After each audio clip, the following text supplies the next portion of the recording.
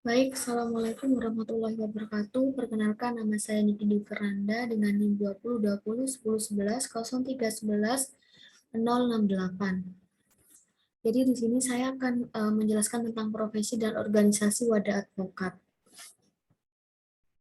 Jadi untuk pengertian dan fungsi advokat itu sendiri, yaitu advokat adalah orang yang berprofesi memberi jasa hukum, baik dalam maupun di luar pengadilan yang memenuhi persyaratan berdasarkan kekuatan undang-undang. Di mana hal tersebut ini berdasarkan dengan Undang-Undang Republik Indonesia tahun 2003 tentang advokat. Nah, jasa hukum yang dapat diberikan oleh seorang advokat adalah konsultasi hukum, bantuan hukum, menjalankan kuasa, mewakili, mendampingi, membela, dan melakukan tindakan hukum lain untuk kepentingan hukum klien. Adapun yang dimaksud dengan klien dalam Undang-Undang Advokat adalah orang, badan hukum, atau lembaga lain yang menerima jasa dari advokat. Nah, seseorang itu dapat diangkat menjadi seorang advokat adalah sarjana yang berlatar belakang di pendidikan tinggi hukum dan telah mengikuti pendidikan khusus profesi advokat yang dilaksanakan oleh organisasi advokat, yaitu organisasi profesi yang didirikan berdasarkan undang-undang. Kemudian untuk fungsi advokat itu, yang pertama yaitu sebagai penegak hukum. Jadi, advokat sebagai profesi hukum akan membela kepentingan klien dengan tidak secara membabi buta, membantu melancarkan penyelesaian perkara dengan membantu hakim dalam memutuskan perkara melalui data dan informasi yang ada untuk disampaikan di pengadilan, sesuai kode etik profesi, menjunjung tinggi Pancasila, hukum, dan keadilan. Yang kedua yaitu sebagai pekerjaan profesional yang berdasarkan keahlian. Nah, advokat itu sendiri selain berperan memberi jasa hukum baik itu di luar maupun di dalam pengadilan, juga wajib memberi bantuan hukum secara cuma-cuma kepada masyarakat yang tidak mampu. Kemudian yang ketiga yaitu advokat dalam kedudukan sebagai penegak hukum di luar pengadilan. Jika dalam pemerintahan kita mengenal penegakan hukum itu seperti polisi, jaksa, dan hakim, maka fungsi atau keberadaan advokat adalah sebagai penyeimbang dominasi penegak hukum untuk mencegah kesewenang-wenangan advokat, di mana advokat ini berfungsi untuk melindungi hak pencari keadilan sekaligus sebagai bentuk perwakilan masyarakat di dalam suatu proses peradilan. Kemudian selanjutnya yaitu advokat bertindak untuk membela harkat dan martabat manusia dalam proses peradilan pidana. Jadi fungsi advokat adalah membela harkat dan martabat manusia dalam proses peradilan pidana. Misalnya tersangka atau terdakwa yang juga berhak didampingi oleh penasihat hukum diadili secara terbuka untuk umum, mengajukan saksi-saksi, melakukan upaya hukum, dan lain-lain.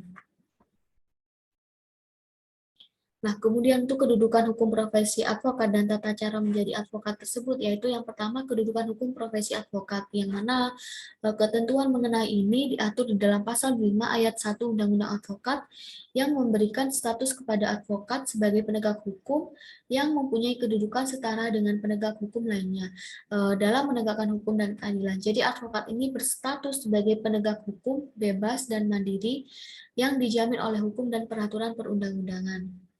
Kemudian untuk tata cara menjadi advokat. Nah, tahapan-tahapan untuk dapat diangkat menjadi advokat yang pertama yaitu mengikuti pendidikan khusus profesi advokat atau PKPA. Kemudian yang kedua yaitu mengikuti ujian profesi advokat. Yang selanjutnya mengikuti magang di kantor advokat sekurang-kurangnya 2 tahun secara terus-menerus di kantor advokat. Yang keempat yaitu pengangkatan dan sumpah advokat. Nah, pengertian dan macam-macam kantor advokat.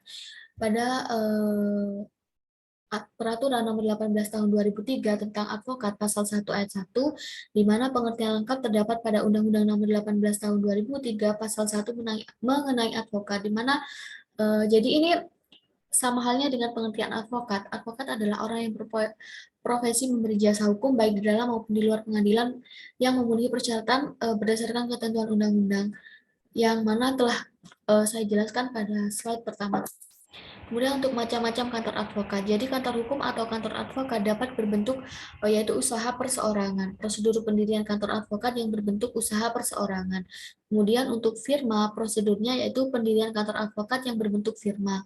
Kemudian persekutuan perdata atau Medscape, prosedur pendirian kantor advokat yang berbentuk persekutuan perdata sama dengan yang berbentuk firma. Karena syarat pendirian persekutuan perdata sama dengan firma, yang itu harus didirikan oleh paling sedikit 2 orang berdasarkan perjanjian dengan akte notaris yang dibuat dalam bahasa Indonesia. Selanjutnya, kantor advokat Indonesia. Nah, suatu persekutuan perdata atau Medscape ini yang didirikan oleh advokat Indonesia yang mempunyai tugas memberikan pelayanan jasa hukum kepada masyarakat, yang mana ini sesuai dengan pasal 1 butir 4 Keputusan Menteri Hukum dan Hak Asasi Manusia nomor M11 HT 0402 tahun 2004. Kemudian untuk lembaga bantuan hukum atau LBH, lembaga yang memberikan bantuan hukum kepada pencari keadilan dapat tanpa menerima pembayaran honorarium atau upah. Jadi ini terdapat dalam ketentuan pasal 1 angka 6 PP nomor 83 tahun 2008 tentang persyaratan dan tata cara pemberian bantuan hukum secara cuma-cuma. Nah, organisasi profesi advokat. Jadi pada pasal 28 ayat 1 Undang-Undang tentang advokat yang menyatakan bahwa organisasi advokat merupakan satu-satunya wadah profesi advokat yang bebas dan mandiri. Mengapa demikian? Karena setiap advokat berhak untuk membuat organisasi advokat sendiri. Selama orang-orang yang mendirikan organisasi advokat itu adalah dalam satu profesi, yaitu advokat.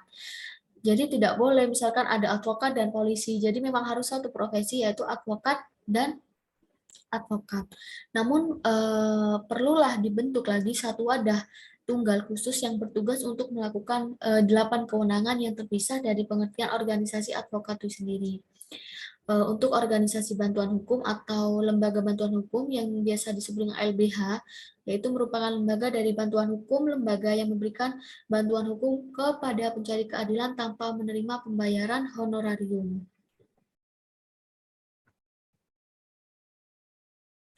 Baik, itu saja penjelasan dari saya. Kurang lebihnya saya mohon maaf. Saya akhiri. Wassalamualaikum warahmatullahi wabarakatuh.